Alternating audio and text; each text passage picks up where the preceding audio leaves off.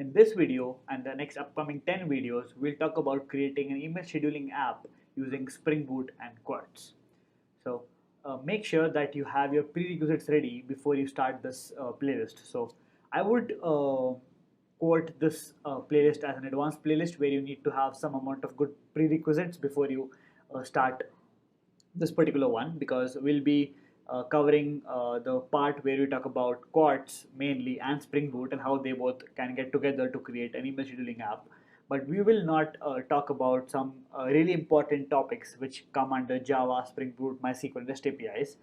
For example, how a controller works, how auto wiring works in Spring, how we can use connect our application to a database. So all of this should be a prerequisite before you start this playlist. So make sure that you have these skills ready before you start this playlist. And let's get started. So in this playlist, we'll talk about a very important, a very good framework called as Quartz. So Quartz is a open source job scheduling library that can be integrated with in virtually any Java application. So it can be a smallest standalone application or it can be a part of a very large e-commerce system. So Quartz can be used to create simple or complex jobs, even tens and thousands of jobs, and these are defined as standard Java components that may execute virtually anything you may program them to do. So in our playlist, in our situation, we will be scheduling emails, and we'll be having an email job which will deal with taking up somebody's email, the subject and the body, and scheduling them as per we need. So you can have an email that is being sent out when a person has their birthday. You can send out a birthday email, or if you want to send them or remind them of something, you just schedule that as a reminder for somebody else.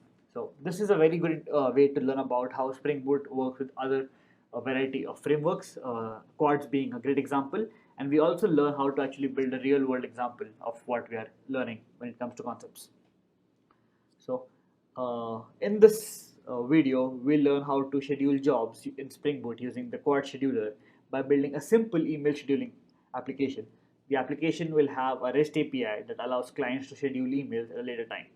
We'll be using MySQL to persist all the jobs and other job related data. So this is the timeline for the videos. So we have our first video, which is the introduction of Quartz and creating the application.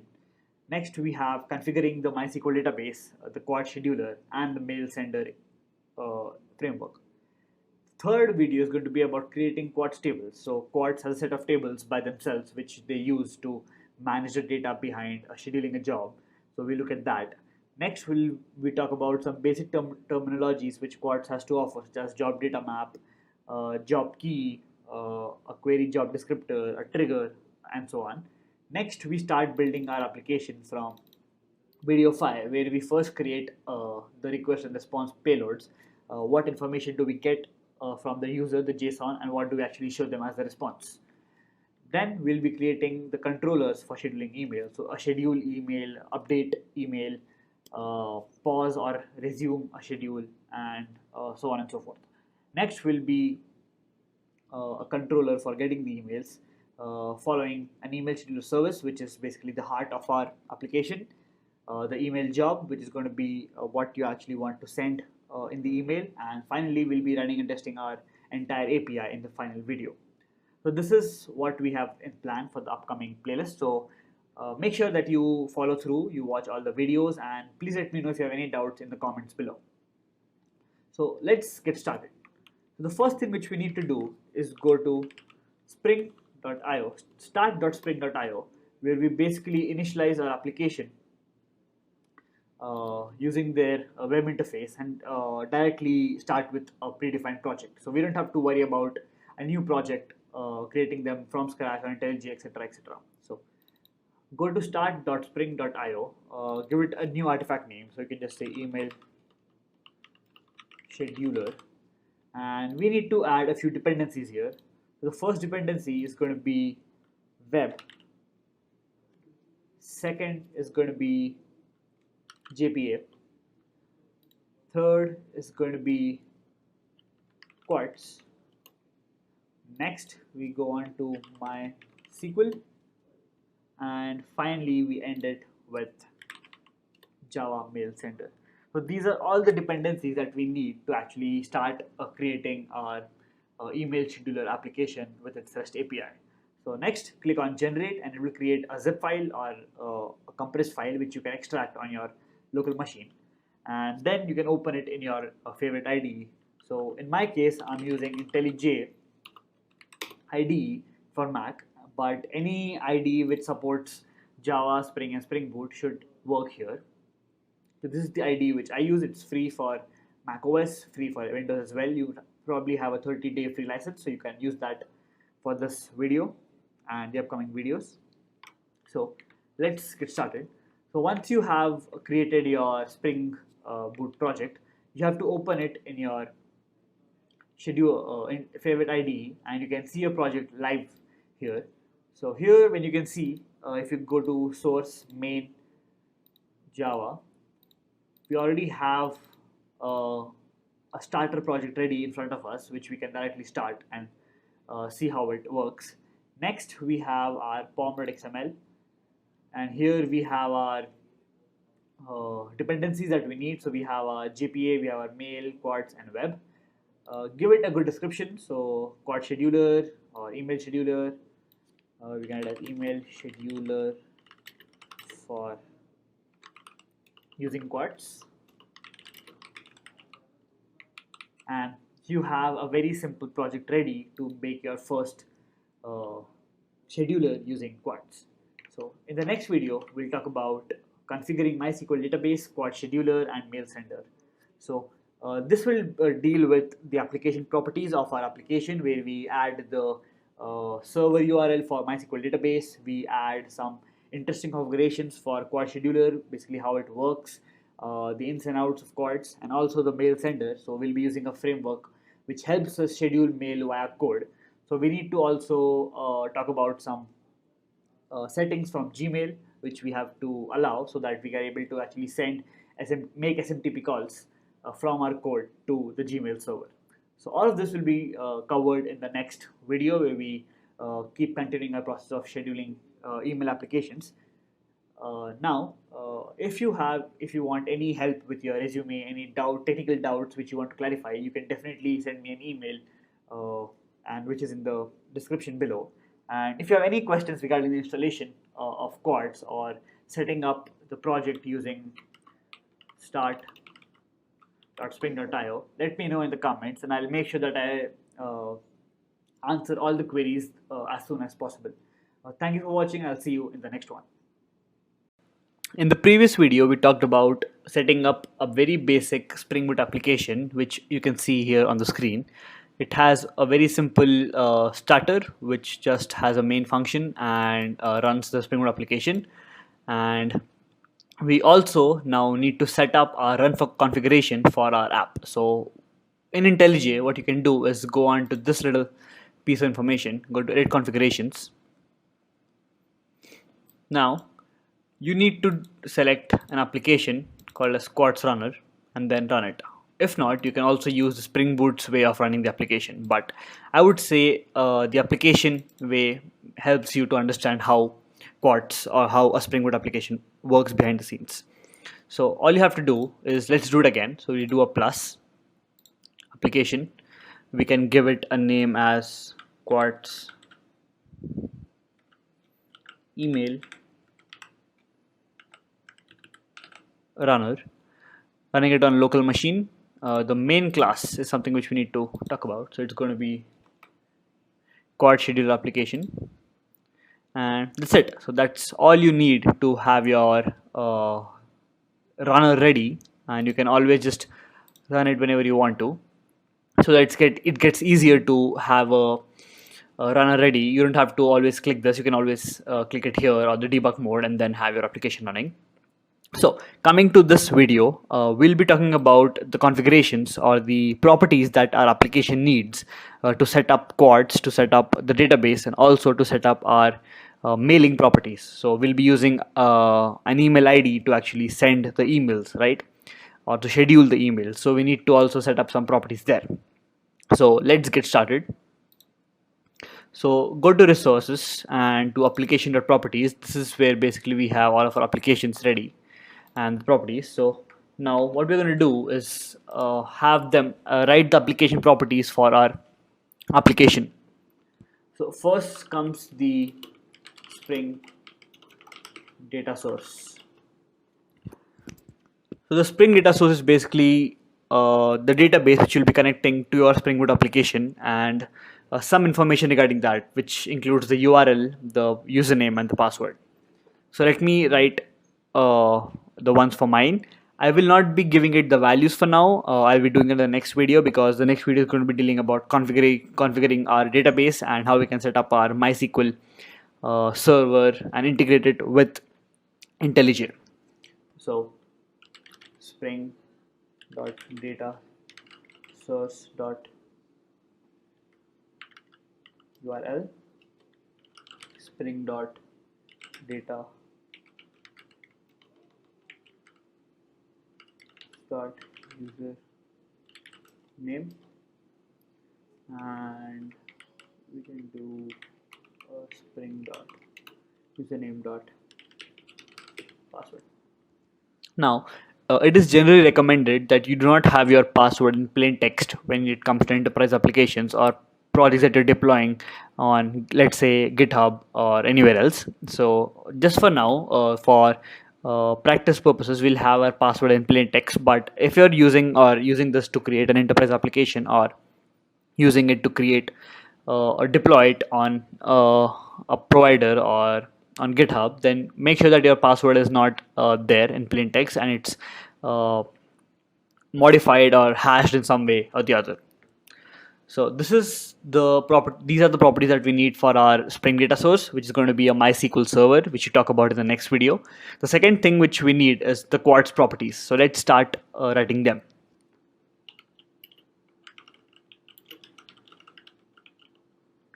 So the first is going to be Spring dot Quartz dot job store type. Now, as you can see, these have two options. One is JDBC, which we are going to use, where it stores your jobs in the database. The upside or the advantage of this is that whenever you shut down your application, then restart it again, it takes up all the failed jobs, or it restores the jobs from the database and then runs it again, so that you always have that job running. It's never in the failed scenario unless something happens from the user point of view.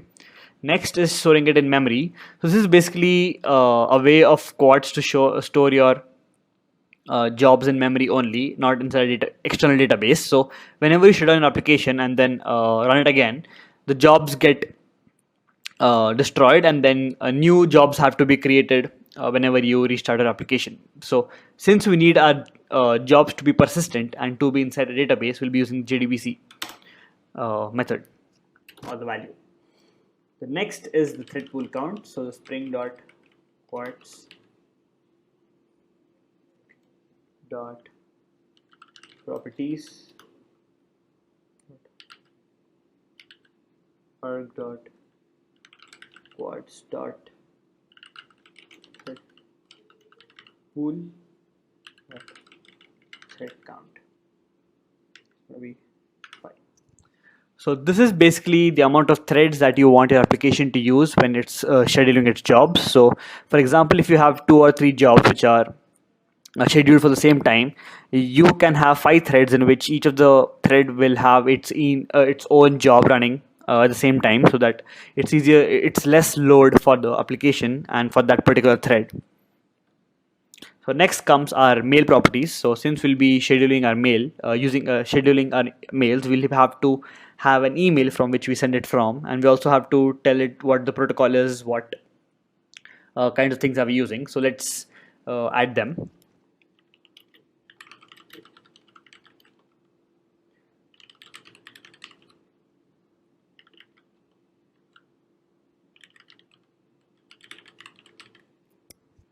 So the first property is the host, and since I'll be using Gmail to showcase the demo, I'm using Gmail Simple Mail Transfer Protocol, or smtp.gmail.com.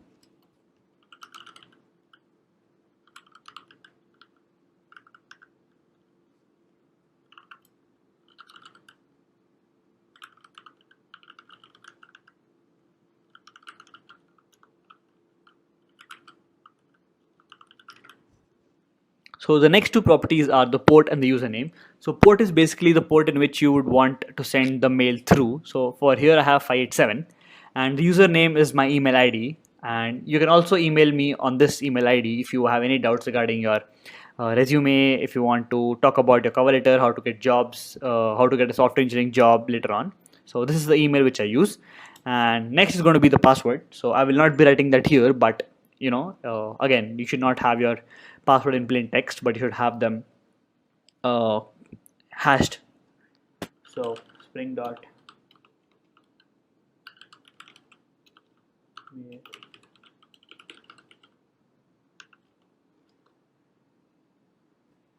okay, so these are the basic properties that you need to make sure that your application has enough it needs to build up the email scheduling app. The next thing which comes in is two I would say necessary properties, one being the authentication and the other being start TLS. So we'll have that for now, and I'll talk about them later in the upcoming videos. So let's just input those properties now.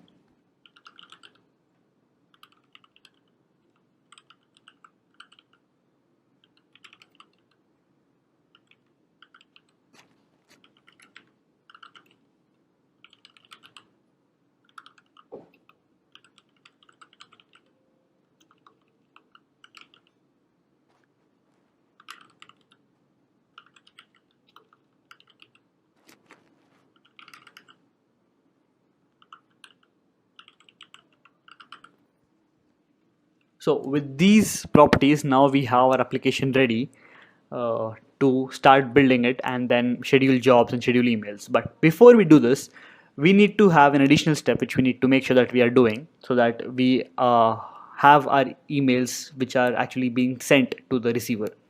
So since we are using Gmail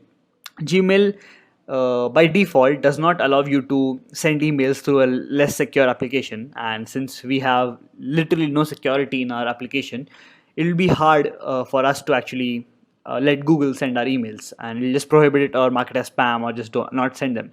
So what we need to do is go to this URL. So the URL will also be in the description below, and scroll down. So this is the security part of Google's account. Scroll down to less secure apps, and you should make sure that you turn it on. So you can click here when it says turn on, and then click it to turn on, and make sure that you do this only after reading what's happening here. I do not recommend this, it's just something which I have done. So make sure that this is turned on if you want to use the smtp.gmail.com for your particular email scheduling app. So this is all for this video. In the next video, we'll talk about how we can set up the database for Quartz on IntelliJ. So we'll have our database ready here, as you can see, a Quartz demo. How to do this, how do we actually have our Quartz tables. So we'll have these kind of tables, and we'll talk about what all of them mean. We'll also talk about what Quartz is, the terminologies behind Quartz, and how powerful Quartz is when you have to actually schedule an email, and how easy it becomes when you want to do it. So thank you for watching, and I'll see you in the next one. In the previous video, we talked about how we can configure our application properties to make sure that all of our settings are ready when we start building an application. We talked about the Spring Data Source, and we'll be talking more about this and also setting up our database. Next is the Quartz properties, where we talked about our persistent jobs, where we store the jobs inside the database, and also the thread count, which is basically how many threads would you want in your application to run your Quartz jobs. Next was the mail properties. We talked about using the SMTP gmail.com host and having a username passwords ready, and also making sure that you have turned on allow less secure apps to use Gmail, so that you can actually send emails from your Spring Boot application to the recipient. Now, in this video, we'll talk about how we can configure our MySQL server and connect it to our Spring Boot application. So first, you need to have MySQL on your local computer. So I'm currently using a Mac. So for a Mac, I would suggest installing MySQL using Homebrew. So this particular link, which will be in the description below, will tell you how to install MySQL using Homebrew, and then you can start your services with just one command, which is this one. So using brew services start MySQL, you'll be able to start your MySQL server immediately, and then you can use it to create your databases. Okay, so now that you have you are ready with a MySQL server, let's go and start working on it and creating our database. So again, if you would like to set up your database using IntelliJ, you can use it via this, or we can use something called as MySQL Workbench. So MySQL Workbench is basically a GUI application for your MySQL server, and we'll just create a database here, and then we'll move on to using the IntelliJ database settings. So let me just create database here.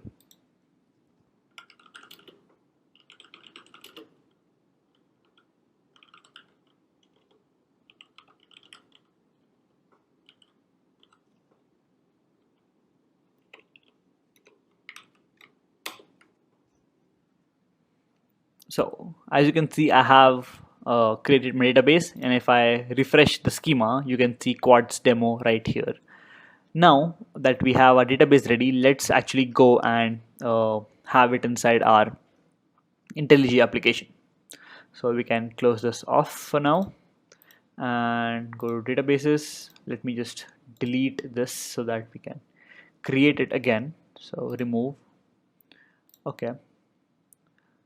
And let's go to plus data source MySQL and giving it a name as Quartz demo. Now what we need to do is add our URL link. So the URL link is going to be as follows. You can almost use the same URL link. So let me just copy it and then show it to you. So MySQL server is running on localhost 3306. So as you can see here, so let me get this back. Demo, and just paste the URL as it is. And it has a slash Quartz demo because Quartz demo is what I'm using. SSL equal to false, allow public retrieval key true. So this is something which we'll talk about later, but it's important to have it here for our database to work.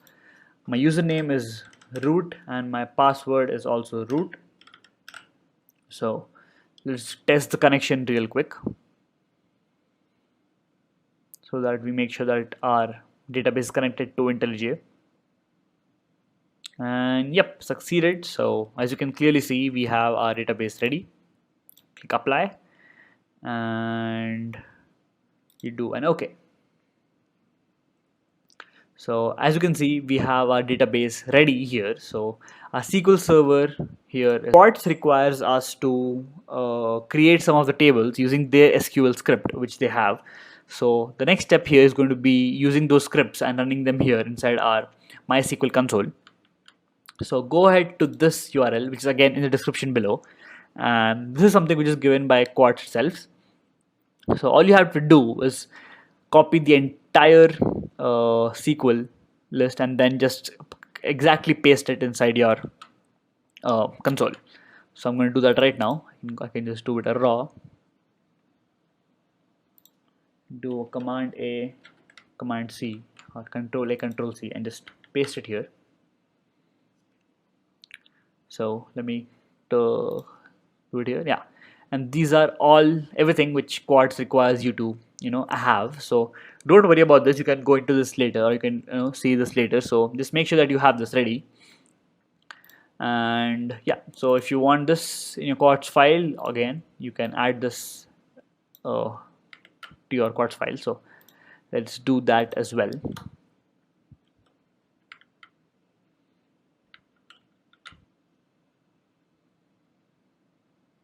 And great. So now we have this ready. We have our console ready. Also, let's just do it without this so that we just make sure that we are not missing out on anything. Yeah, now all you have to do is run this. So we'll just click on run. And here you'll see how it's being run. So we can wait for some time.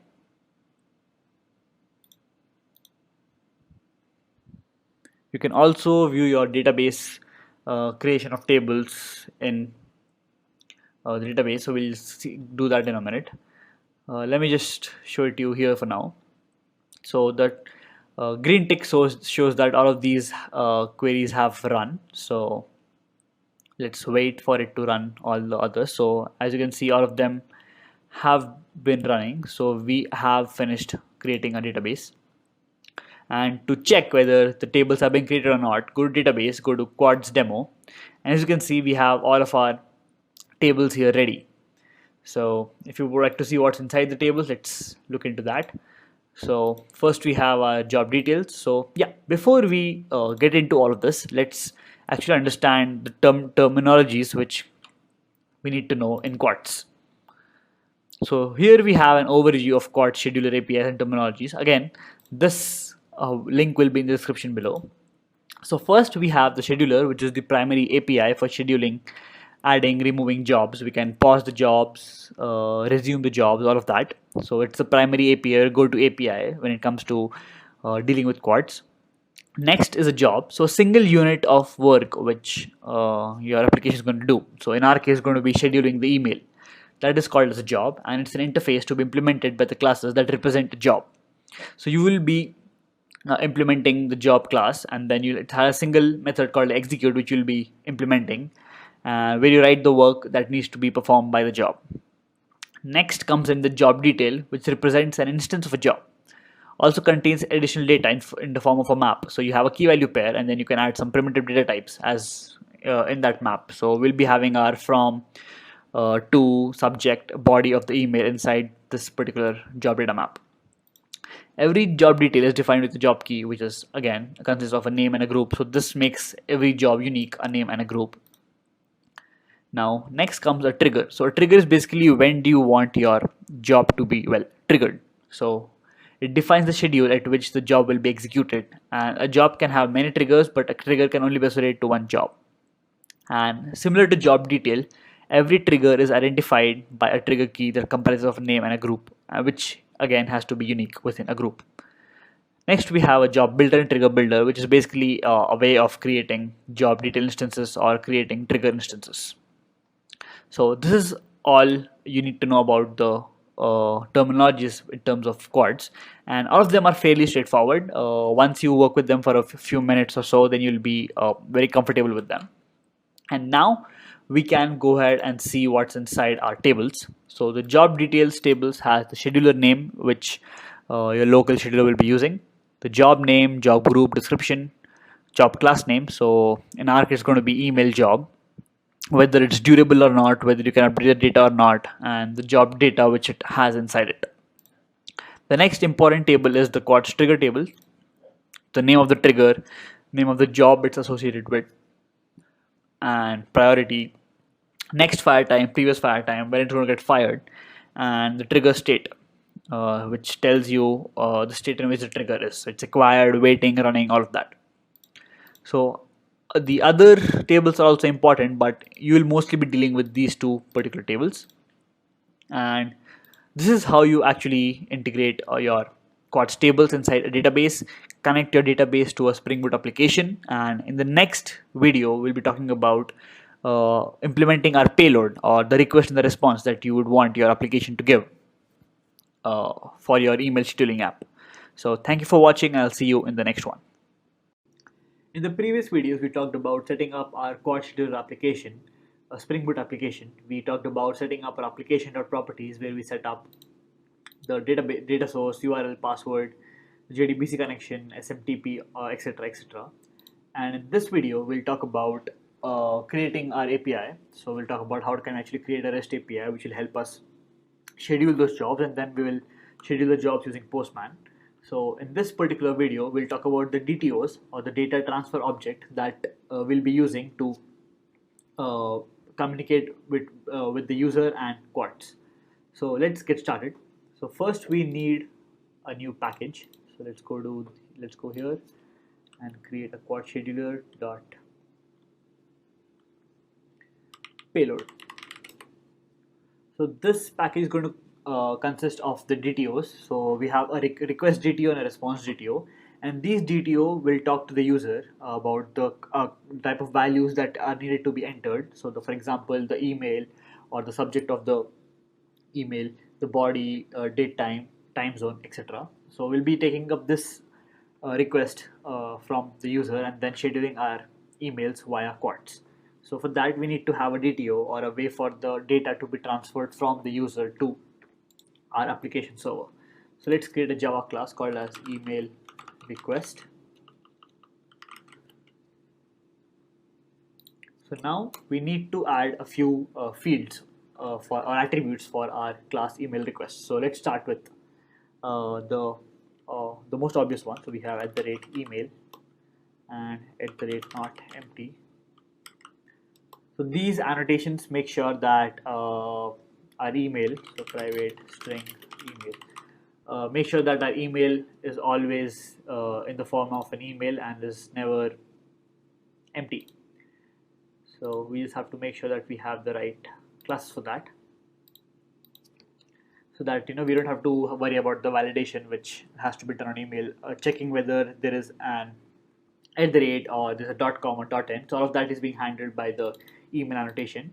And yeah, of course our email cannot be empty, so that's why we have a not empty annotation on top of it. Next is going to be the subject. So the subject also cannot be empty. There are emails which are being sent without subjects, but those are usually marked as spam or they're not trusted. So we'll make sure that our application has a subject, again a private string subject.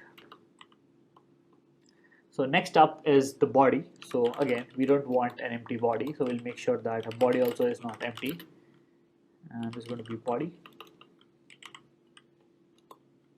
Next comes in the date time, so the date time at which the email was sent, and for that we have not null, so it's different, and private local date time, we have the date time. And let's keep importing our classes as we go. Next up is the zone ID, or the time zone of the current place you're in.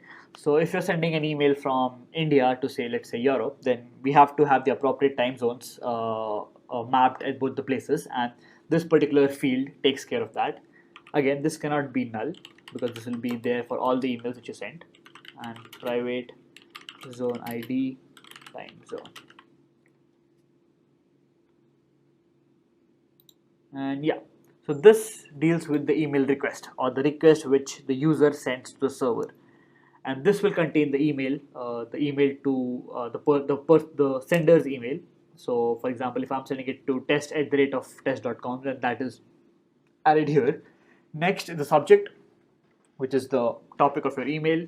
Next comes in the body, the date time at which it was sent, and the time zone from which it was sent. So this is basically what is going to be inside our email request. And let's add some setter and getter functions here. So we'll do a setter, and we'll also do a getter.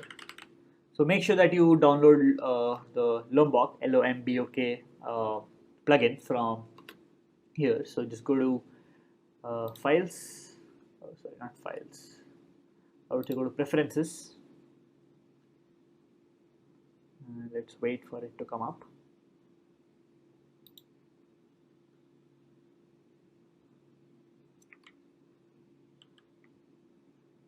And here go to plugins and then download Lombok. And Lombok is going to help you with all the annotations that are required, which make your life like 10 times easier. So you just go type LOMBOK.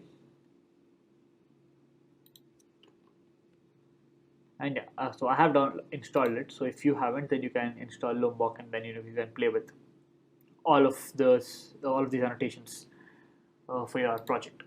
Okay, so this is our email request, the way we send it to the server. Now we need a response. So for that, let's create another payload. So new Java class email response.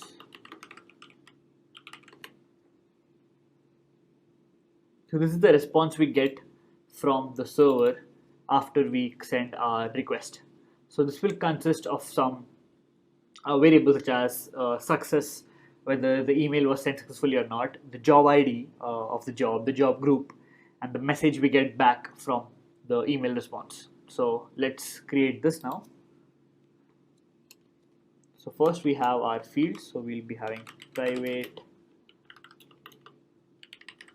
Boolean success.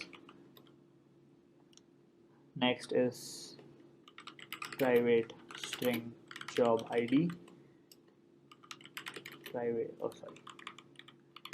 Make sure you spell it right.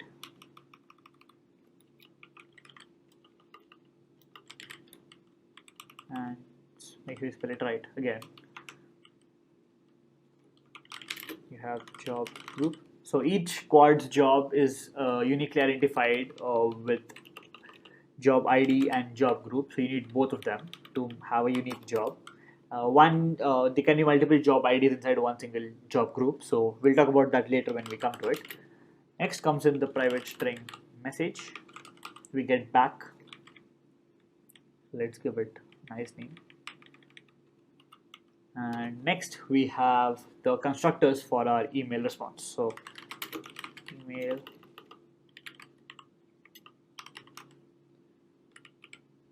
response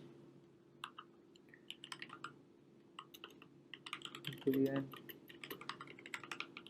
success and string message.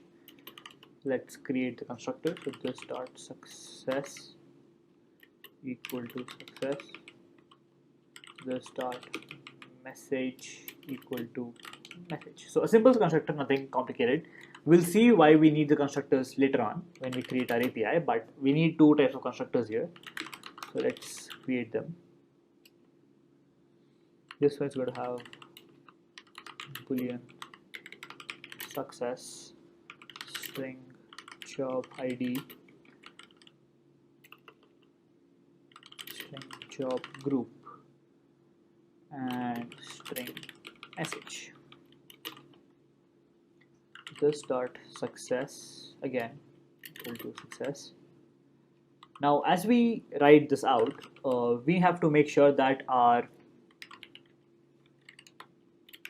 variable names are rightly written. So make sure that you have the correct variable names and there is no spelling mistakes, and all of them is readable, pretty readable. Should not be something which is weird to read or to understand. So only by seeing the code, a person should be able to understand what's happening behind the scenes. Try to minimize the amount of comments you write. So make sure that the comments actually tell you why the code was written and not what the code is. So a comment like this here would not make sense, that this is a constructor. This is not a comment which is helping us understand anything about the code, right? So something which can be changed here is that we can write this constructor helps with so and so. So this is a way of actually writing good comments when you're creating a very big project, and also to make sure that if other people contribute to it, it is readable. So make sure that you write comments that explain the why behind the code and not the what. Okay, so last is the message. So this dot message is equal to message.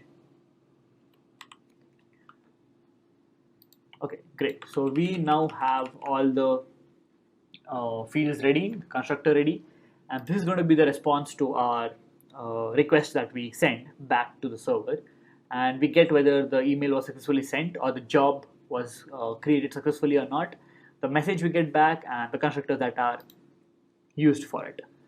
So the next thing is going to be the controller or the endpoints that handle or work with Postman or any other application that deals with API calls.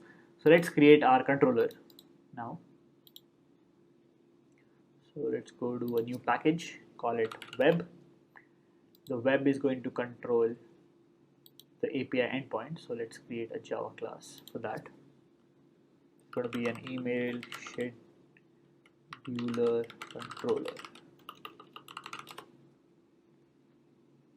Now this particular class will control all of our APIs. So it'll have the logic behind the APIs, and then in the next video we'll talk about the job detail and the triggers that we implement to create the email scheduler controller. So thank you for watching this video, and I'll see you in the next one. In the previous video, we talked about the DTOs or the payload that we had implemented for our application. And the email request looked like this. It had the email, subject, body, date, time, and the time zone. We had the email response, which included the success of sending the email, the job ID and job group of our quad's job that we schedule, and the message that we received back about whether the email was rightly scheduled or not. In this video, we'll talk about starting to implement our email scheduler controller, which handles the API endpoints for our application. So before we start implementing, we need to get in touch with two important concepts that we are going to use while we schedule our application. The first important concept is job detail, and the second is the trigger. So let's revise what they mean first. So a job detail represents an instance of a job. It also contains additional data in the form of a job data map that is passed to the job when it is executed. So the job data map or the job detail will include the email of the person to whom we are sending the email, the subject, the body, all of the information that we get from the email request. And the job data map will hold that for the particular job and will be passed to that job when it is executed. Now, every job detail is identified by a job key that consists of a name and a group. A name being the job ID, group being the job group which we have inside our email request. The name must be unique within a group. Now comes the trigger. So a trigger, as the name suggests, defines the schedule at which a given job will be executed. So the trigger basically tells quads when should the job be triggered. A job can have many triggers, but a trigger can only be associated with one job. So we need to read that again. So a job can have many triggers. So one job can have many triggers, but only one trigger can be associated to one job. Now every trigger is also defined by a trigger key, which comprises of a name and a group. The name must be unique within a group. Just like job details, the triggers can also send data to the job. Now these are the two very important components of quads that we'll be using to create our job detail and trigger for our API. We'll also be using the trigger builder and job builder, which is basically an API to construct these two above. So let's get started.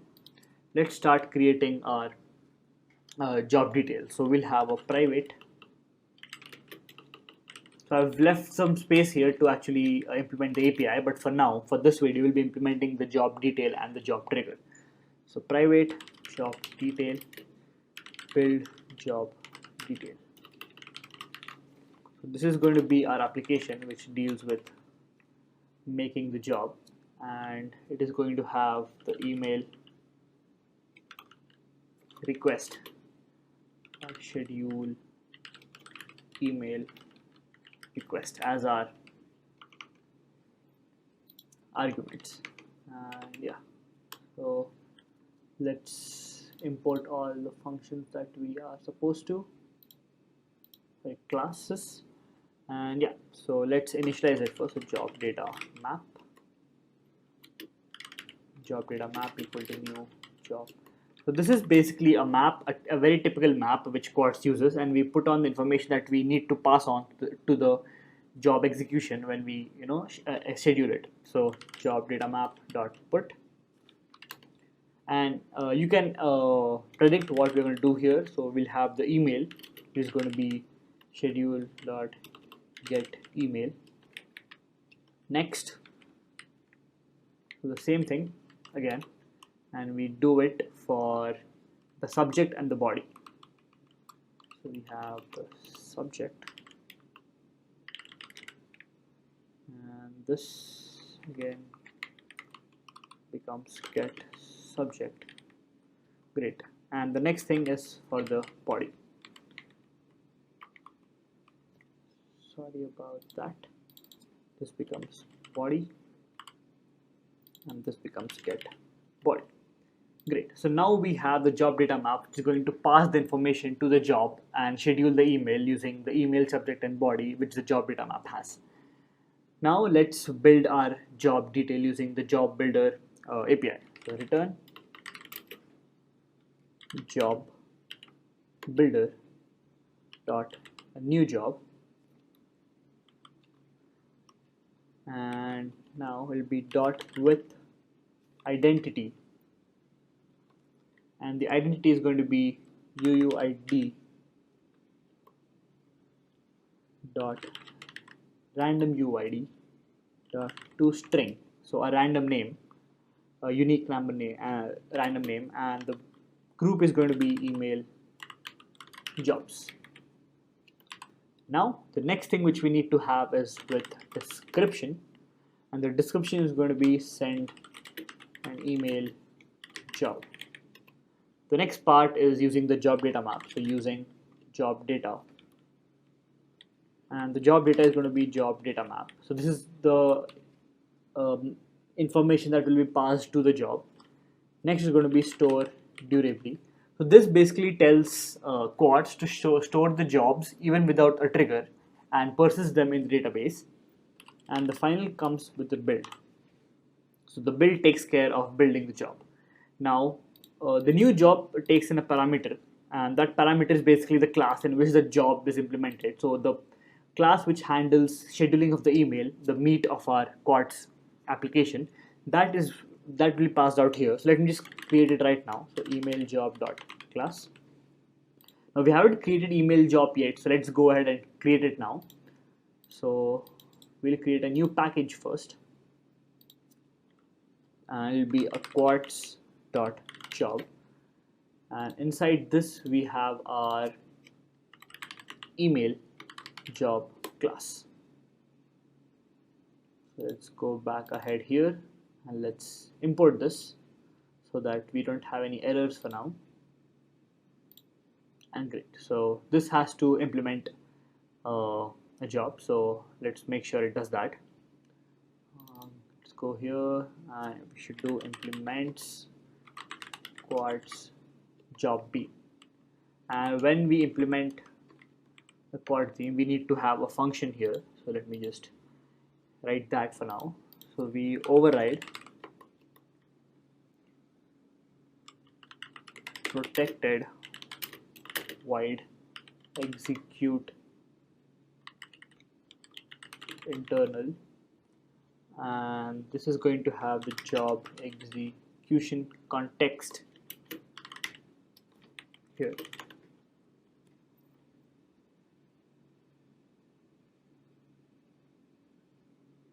So it does not implement it, extends it, my bad. And yeah, so this is going to be the meat of our application, and we'll be implement this in some time. But for now, let's go back to our email scheduler controller, and this is the implementation for building a job detail. Next comes implementing the job trigger. So let's go ahead and work with that now. So here we do a private trigger build trigger, and this takes in the job detail, and it also takes in the zoned date time, or basically when do we actually start scheduling the email or start the trigger. And let's import this from Quartz, and now we can start implementing it. So we'll just go right ahead and build our trigger. So we'll do a trigger builder dot new trigger dot for job, and it's going to be the job detail dot with identity, and the identity is going to be job detail dot get key dot get name of our job, and the group is going to be email triggers. The next part is the description. So with description, so we send email trigger, and we start at, and we do a date dot from, and start at dot to instant. This is going to be the start time for our trigger, when should the trigger actually be triggered, and with dot with schedule, and we'll do a simple scheduler builder dot a simple schedule, which basically does with misfire handling fire now. So we'll come back to this and what this actually means and what is actually happening here. But for now, this is how we are going to schedule it. And whenever there's a mishandle, it'll just show us the misfire handling instructions and fire it again. All you have to do is dot build. And this is basically how we implement our trigger. So the trigger has the for job, which includes the job details which you're using. Identity is the unique name and group. Description, start at the point where it should start. And the schedule is basically a simple schedule which fires it with a misfire handling instruction and builds it using the trigger builder API. Now we have a job detail and job trigger. The next part is to implement the post API, which takes in the email request and then schedules our job. So we'll continue that in the next video. Thank you for watching. I'll see you in the next one. In the previous 5 videos, we talked about how to build almost build a Quartz application where we are able to schedule emails, and we are halfway through the process of developing our application and the REST endpoints. So in the next half of this playlist, we'll finish up building the email scheduler controller. We'll finish up building the email job, which handles the main heart of the Quartz application that we're building. And we'll also test our application using Postman and see it working live in action. So in this video, we'll finish up building our email scheduler controller so that we have a ready to use endpoint, a post endpoint, which we can use to schedule our emails. In the upcoming videos, we'll also create a get endpoint from which we can see all the emails that we have scheduled, and also look at how the database looks behind the scenes after we put in some information from Quartz. Okay, so let's continue building, or actually finishing building our email scheduler. We need a bit of annotations here, so we need a logging annotation so that we can log some of our messages. We need a REST controller to make sure we have REST controlling mechanisms on our application.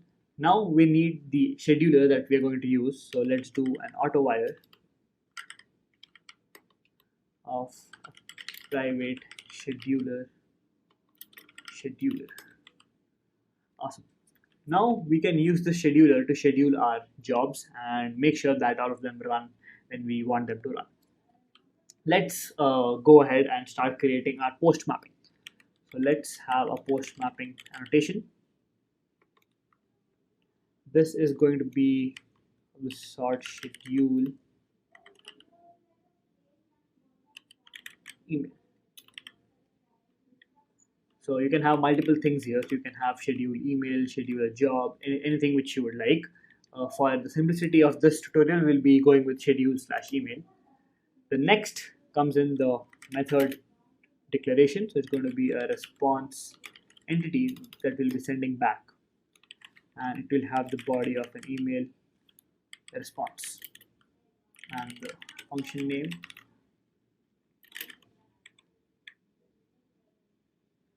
Now let's have some parameters here. So it will be a valid request body, which is going to be an email request. Okay, so this is our method declaration, where we actually implement our schedule email for the Quartz application. Now let's go ahead and start implementing it. So let's wrap the entire method inside a try catch block where we are able to catch any of the exceptions. So mostly we'll be having a scheduler exception from Quartz which we need to handle. So we can do a scheduler exception se and just do a log.error here, error while scheduling email, and also give out this so that we are good to go. Now once we give this out, we need to make sure that we also give out a response, an email response back to the user who's using it. So what we can do is we can create a new email response object.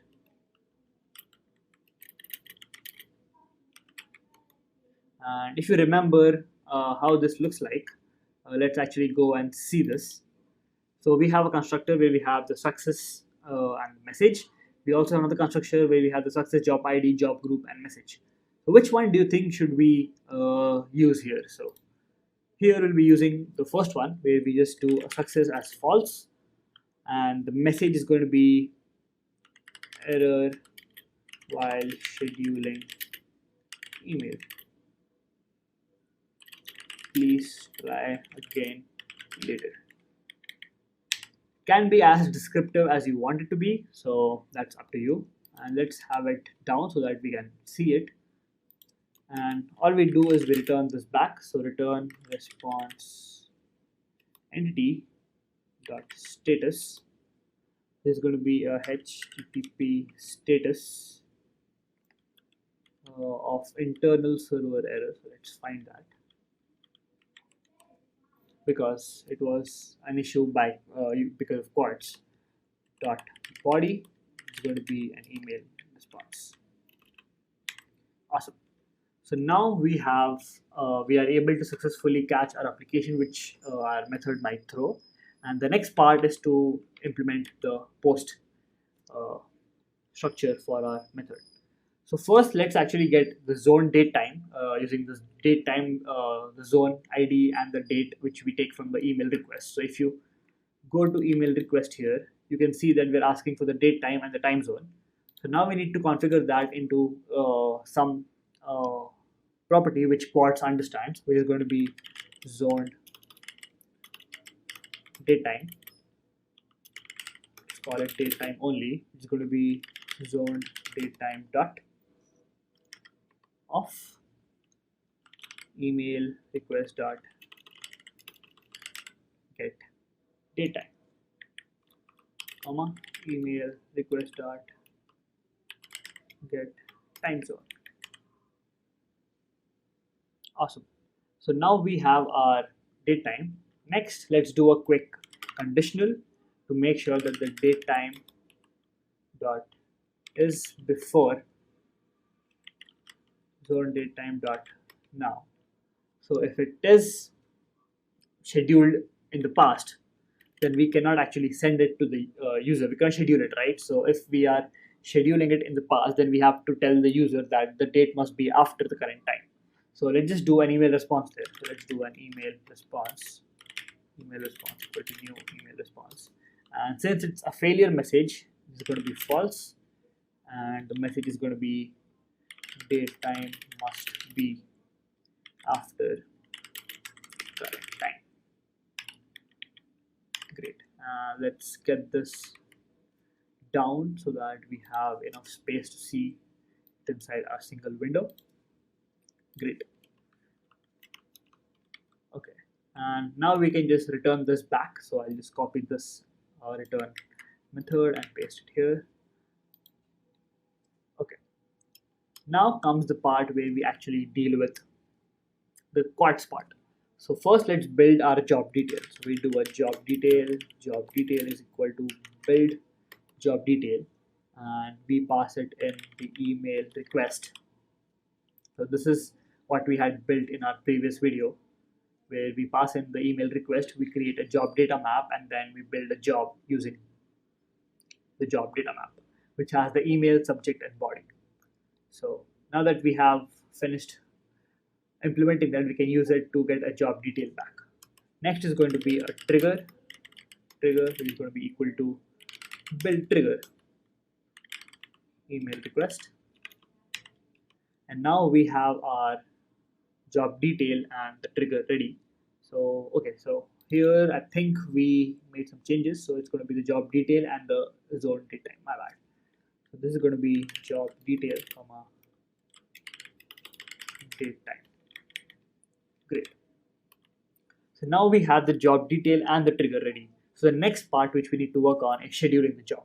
So this is how simple it is to actually schedule a job using Quartz. So we use the scheduler dot schedule job, and all you have to do is pass in job detail and the trigger, and voila, that's how we schedule a job using Quartz.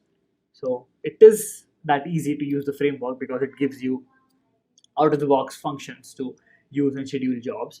And of course, if you would like to see how it works behind the scenes, you can click on the scheduler Java and see how it works behind the scenes, which I really highly recommend to do so. The next part is about sending back the response to the user. So in this particular case, we were actually able to schedule a job, right? So we should be able to send back a positive or a true success email response object. So let's create that. Email response is going to be new email response, and the success message is true. And let's send back the job detail dot get key dot get name, and also the group. So job detail dot get key dot get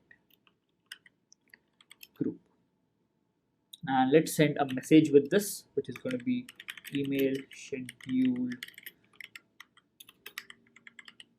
successfully. Great. And now that we have this ready, let's send back a response entity. Okay, email response. So this is how we implement a post request for our Quartz scheduler, where we are able to schedule an email. So let's really quickly go through what we have built here and make sure that we haven't missed out anything here. So first, we make sure that our controller has all the required annotations. So since it is a controller, it has a REST control annotation. We'll be using our logging functionality to make sure that we catch the errors while we are in development. So we have the SFL4J annotation. Next comes in the auto-wired scheduler, which we'll be using, which is given by Quartz.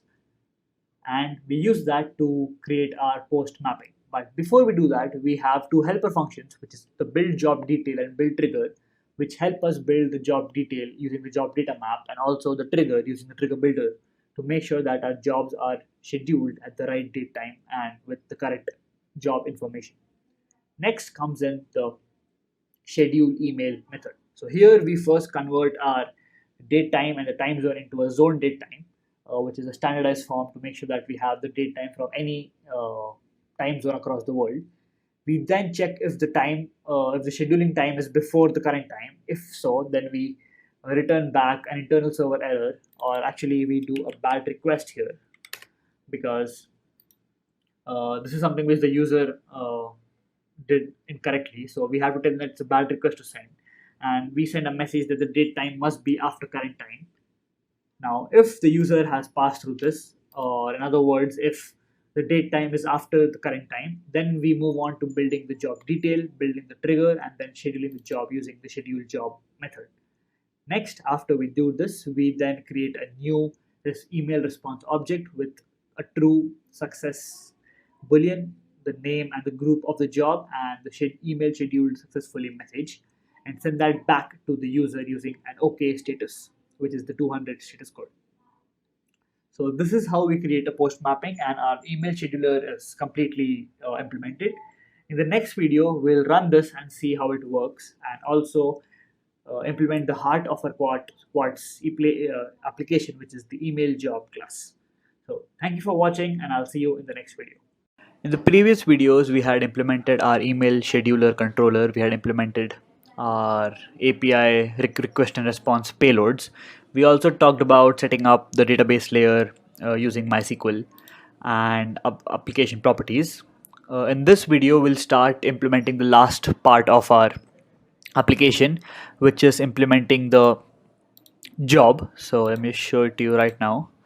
So we have a email job which we need to fill up. So basically we need to tell the application what happens when a Quartz job gets triggered.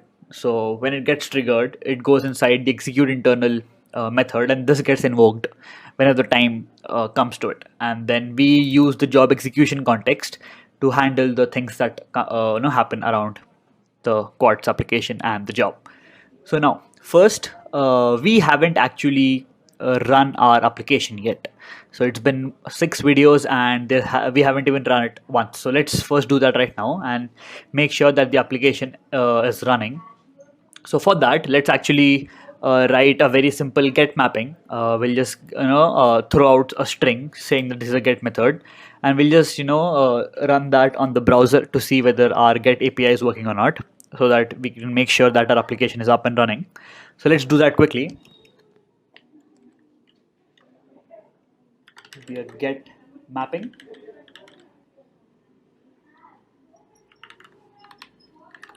This has let's say a get, just a get should be enough, and public response entity of string. So we have a response entity which is going to be a string, and this is basically going to be a get API test. And let's implement this. So all we need to do is basically return response entity dot okay, and the body is going to be get API test pass. And yeah, have this. We are getting an error here, so let's just see what the error is. Yeah, no errors, all good to go. So this is basically our get API which you're going to use to print out get API test pass and make sure that our application is up and running. So before we run our application, make sure that your data source URL and your data source stuff is filled up. This we'll fill it up later. This part we'll do it once we start implementing our sending email logic using mail properties and Java mail sender. So for now we just need to run the application. So have your data source filled up. Let's actually go and run it now. So you can just go here and use this handy function. Okay, so before we do this, make sure that the SQL server is up and running. So let me just do it right now. Brew services start MySQL, so that when we run our application, we automatically connect to our MySQL database. Let's check that here, and so we used to set it up here as well. So let's do a refresh, and yeah, so we have our quads demo up and running. Now we can go ahead and start running our application. So let's get this to the side, close this, go inside QuadScheduler and hit run. Now once we make sure that the application is up and running, the next thing to do is to actually start implementing our email job. And in this video we'll implement the part regarding the job execution context, where we need to understand how that works. And the next video we'll actually implement the send email logic. So that is the amount of stuff we're going to do for this video. So let's wait for our application to run. So we have our Hibernate ORM running, GPA is running, we have our Quartz scheduler running locally with 5 threads, and yeah, we have our application running on port 8080. Let's quickly check this out. So 8080, we do a get, and as you can see, we get a get API test pass. That means our API, our REST application is working perfectly.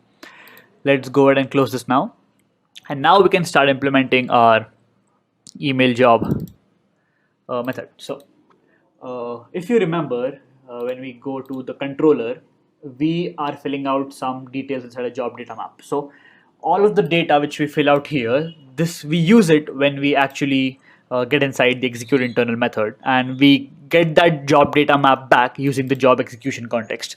So let's see what I mean by that.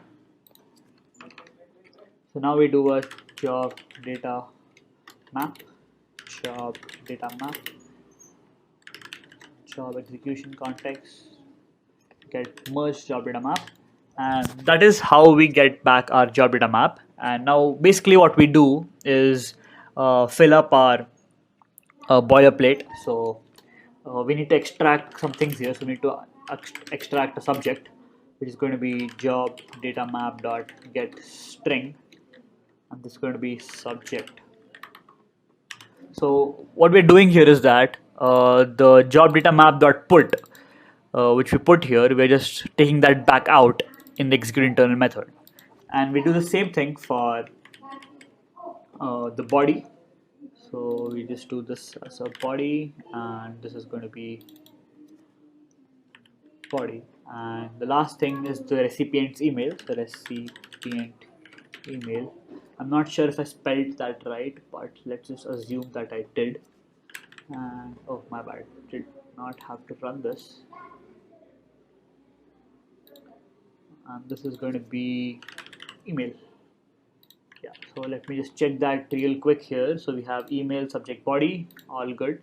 And now that we have the information regarding this, what we need to do is send that information to our send email logic. So we can do a send mail, and this is going to have a lot of stuff. So let's implement it here. So private void send mail. So this is going to have a from email. So it's going to have a string from email, string to email, string subject, and string body. And make sure to spell everything right. So this is basically what we have for our application. And now we need to implement send email. So before we do that, in the next video, in this video we talked about setting up our REST application. So we had our data source ready, we had our MySQL server ready, and then we used all of that to run our application and then see out the get API. Then we talked about email job. So here what we did was we talked about the execute internal method. So this method is invoked when the Quartz job is triggered. So if suppose we schedule an email to be sent at 12 a.m. in the morning, then at 12 a.m. this method starts getting invoked, and then you get the job data map, you get the subject, body, recipient email, and send that to the send email function. So in the next video, we'll talk about the implementation for the send email method and see how that works. Thank you for watching. I'll see you in the next one. In this video, we'll talk about implementing our send mail logic, which is the crux of our application, which we use to send an email to the recipient. And let's just get into it directly.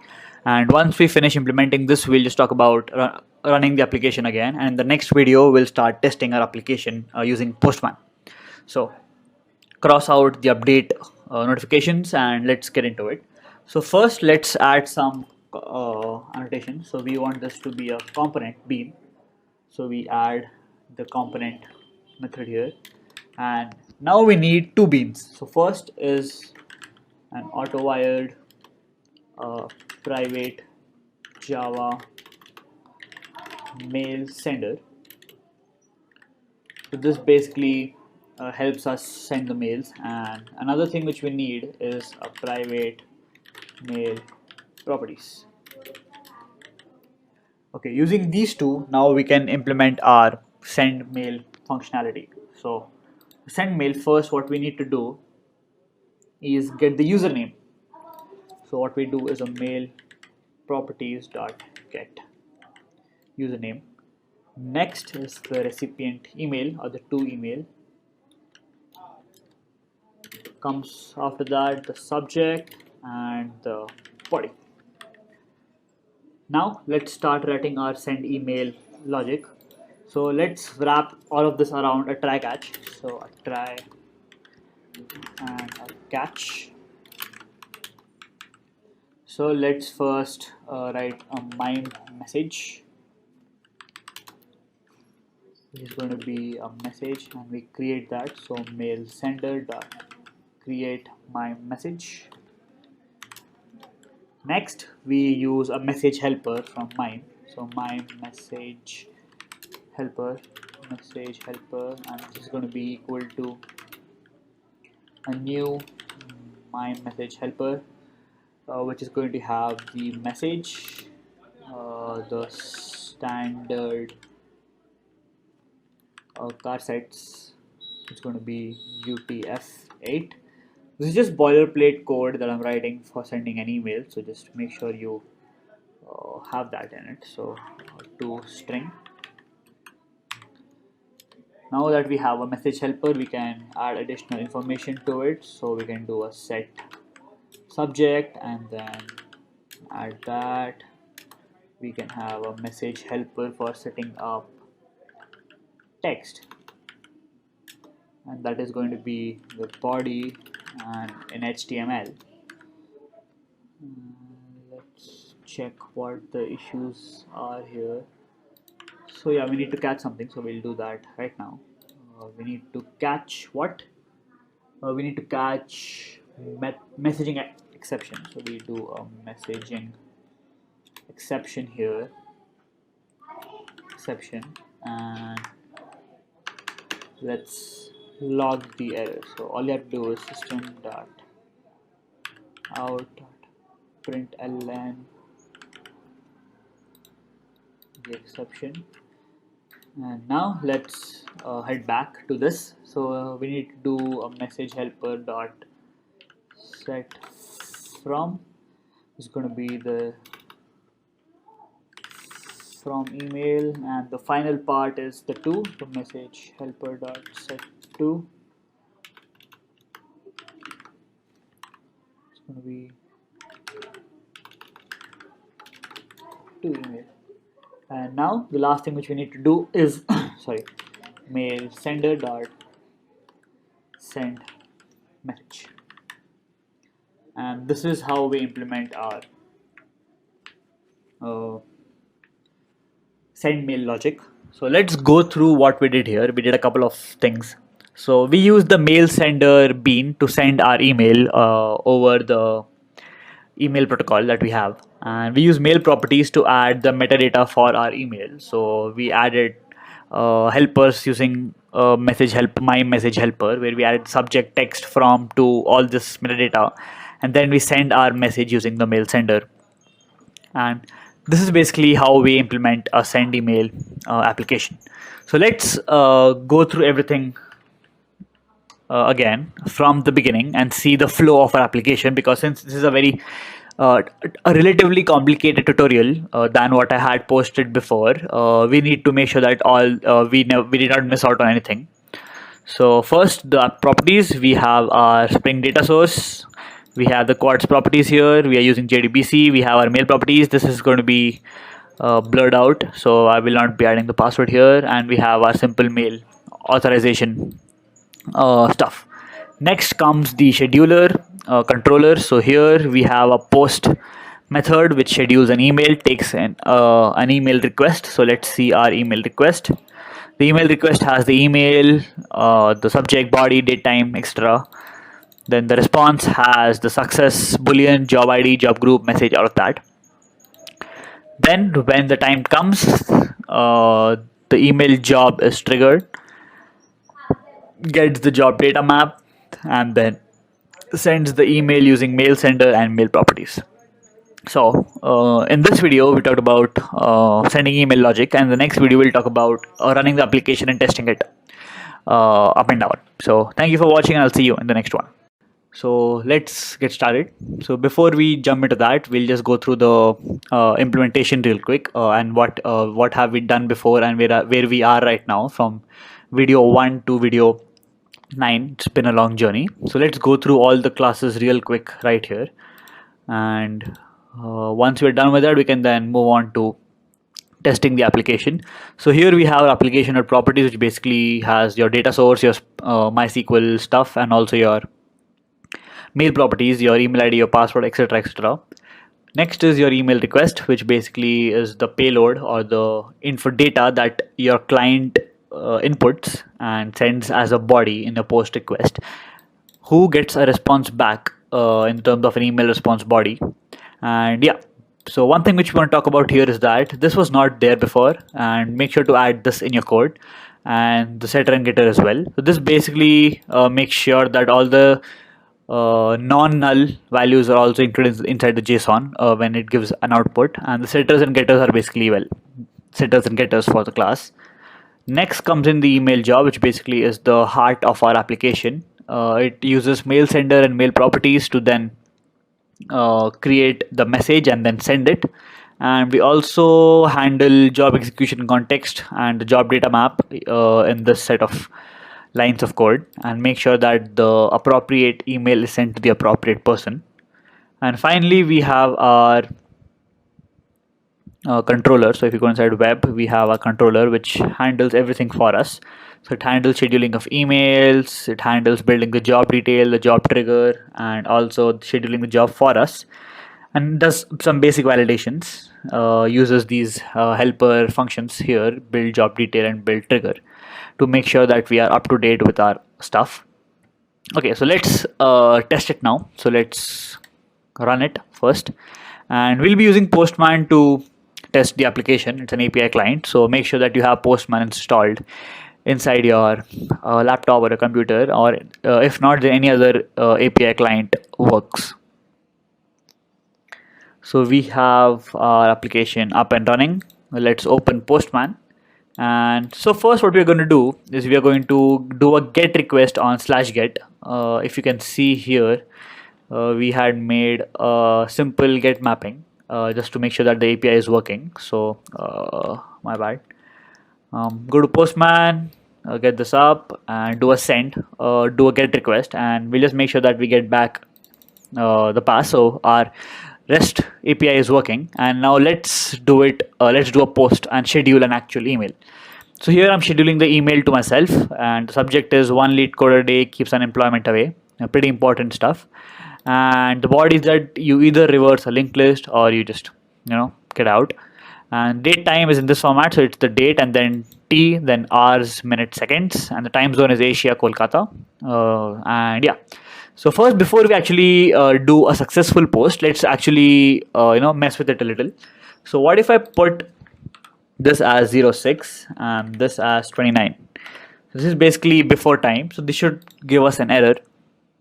So as you can see, we have our error message that the date time must be after current time. So our validations are working pretty fine, and all I have to do now is make it a 07 and send our request, and we get back the output as true. This is the job ID, job group, which we had used to schedule the email, and that's it. That's how we actually run our application, and we have scheduled an email to be sent to me next month this time. So now, if you are still not convinced of whether the email was sent or not, what you can do is use the debug mode inside Quad. So let's actually do that right now. So let's stop the application and run it again using debug mode, and then you can see every single state happening step by step. You can see what your variables are, what's happening behind the scenes, etc., etc. So let's actually do that right now and see how a debugger is used inside IntelliJ. So let's say I want to keep track of everything that happens. So I want to keep track of which request is coming in and where is it going out, all of that. So what I can do is I can create breakpoints. So if you click on a line here, it will stop the execution of the program for that line. So let's say I do it here. So everything before this, all the variables, I can see them inside the debug console, and we'll see that in a minute. So I want to stop it here and see what is inside my email request. I want to see what's inside date time. That way I can see it here. And then I want to see the response, right? So I want to put a breakpoint here and see the email response that I get back. Now what you have to do is run it using the debug mode, and this takes up comparatively a bit more time to start when you compare it to the run button, because it IntelliJ does something behind the scene for it to make sure that the breakpoints are being actually hit. Now once this is done, should be over anytime now, and yep, now what we have to do is go to Postman and do a send here, basically trigger our process. And once we do that, you'll see that we go inside the debugger console. So give it a minute, and yep, so now we are inside the debugger console, and here we can see all the variables before line 40. So this is the current object of the email controller. We have our email request. So this is what we had sent using Postman, was this. We can see exactly how we want to see. We can see the date, we can see the time zone, Asia, Kolkata, rules, all of that stuff. Very, very interesting, very nice stuff to see. We can see our date time and also the scheduler which we had declared here. and let's do a resume program, and then we get the email response. So now we have an email response and we can see what is happening behind the scenes in the email response. So yeah, pretty cool stuff, a pretty interesting way of seeing how the program works behind the scenes. And now you can actually move around and see how each and every state changes when it goes through the program. You can see the scheduler, you can see what's happening behind the scenes inside the scheduler as well. You can see the job factory, you can see the job data map, you can see the log errors, job manager, all sorts of good stuff. And yeah, so that was it for this video. We tested our application, we made sure that it is working, and we also saw how it is working behind the scenes using debugger. And now the final part is basically exploring Quartz a bit deeper and seeing what other options we have with Quartz and what the kind of power it provides us. So that is what this video is going to be about. We'll be going deep inside the Quartz database and seeing what has happened behind the scenes when we actually go through the line 43, which is schedule a job. So as you can see, we did not write any SQL code, any Hibernate code, we didn't do anything other than making those tables for Quartz in the beginning. That's all we did. All we did was run a SQL file which you could get off the internet for Quartz, and then all the tables for us were created. All the constraints, the foreign keys, primary keys, all of that was handmade for us. And Quartz was handling that behind the scenes when we were running our API. Basically, this particular line of code. So let's see what's happening behind the scenes and what actually our database, how our database looks like.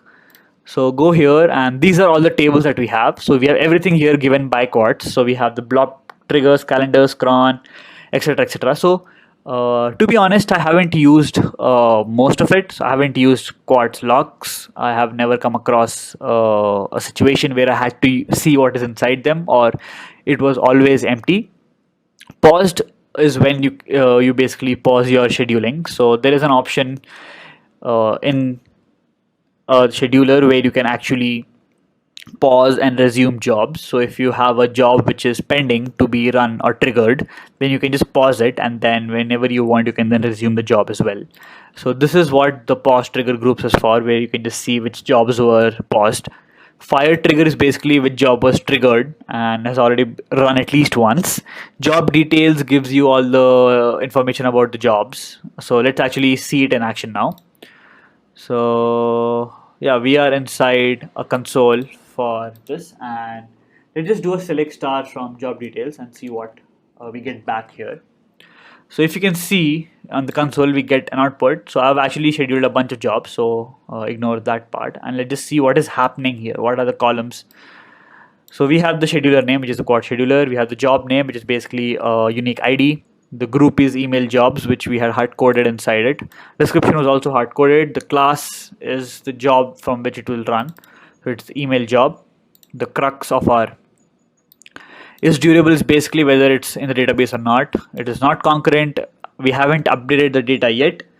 There hasn't been any request recovery, and the job data is basically enigmatic. So there's the way of seeing that, but we know what the job data looks like. So this is basically what we see inside Quartz job details. And now let's actually see it for other tables as well. So if we do a select star from Quartz, and if I want to see all the triggers, so let's see all the triggers that we have inside our application. So we have 3 triggers right now. Again, scheduler name, trigger group, email triggers, the job name. Previous fire time, has it been fired before? -1 means no. The state of the trigger, so all the triggers are waiting. The priority is top, which is automatically given by Quartz by its own priority algorithm. We can change that, but we haven't yet. The name of the calendar, so if you're using a Gregorian calendar or something else, then it shows up here. The job data, which we give via the trigger, and the misfire instruction, basically what to do when there's a misfire. So these are all the columns we have for Quartz triggers. Similarly, you can see it for other bunch of stuff. So block triggers, calendars, fired, log, etc., etc. So some of them are mostly empty. So let's find out which ones. As you can see, this one is basically empty because there are no multiple instances for our Quad scheduler, so that we can handle them. So if you're working on a microservice, then you will have this handy if you have multiple instances running for Quads at the same time. Then you can check in the interval what was happening, which scheduler has a last check-in time, etc., etc. So this is what happens behind the scenes in the databases.